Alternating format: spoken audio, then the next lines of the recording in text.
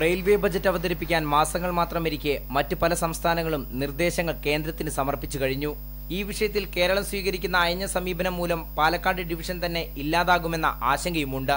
Palakkad division തന്നെ പോകുന്ന ഒരവസ്ഥയിലേക്കാണ് ഇപ്പോഴത്തെ നീക്കങ്ങൾ കാണുന്നത്. പാലക്കാട് ഡിവിഷന് കീഴിലുള്ള പല ട്രെയിനുകൾ തമിഴ്നാട്ടിലും കർണാടകയിലും എക്സ്റ്റെൻഡ് ചെയ്തുകൊണ്ടിരിക്കുക.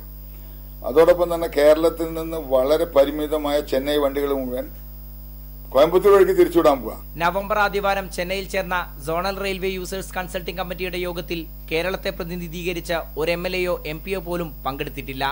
അതേസമയത്ത് തമിഴ്നാടിന്റെയും കർണാടകയുടെയും പോണ്ടിച്ചേരിയുടെയും ജനപ്രതിനിധികളും മറ്റു ഉദ്യോഗസ്ഥരും പങ്കെടുത്ത് അവരുടെ ആവശ്യങ്ങൾക്ക് വേണ്ടിയിട്ട് ഒറ്റക്കെട്ടായിട്ട് ആവശ്യപ്പെടുന്ന ഒരു ഇതാണ് കാണാൻ കഴിഞ്ഞത്. യോഗത്തിൽ ഷൊർണൂർ മംഗലാപുരം വൈദ്യുതീകരണം 2015 പൂർത്തിയാകൂ എന്നാണ് സദേൺ റെയിൽവേ ജനറൽ മാനേജർ അറിയിച്ചത്.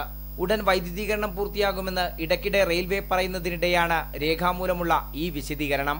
കോഴിക്കോട്ടോ കണ്ണൂരോ പിറ്റ് ലൈൻ സ്ഥാപിക്കാൻ പദ്ധതിയില്ലെന്നും ഈ യോഗത്തിൽ വ്യക്തമാക്കി. കേരളത്തിന് പ്രഖ്യാപനത്തിൽ മാത്രം ഒതുങ്ങിയ മുൻ ബജറ്റിലെ നടക്കാത്ത വാഗ്ദാനങ്ങളിൽ ചിലതാണിത്.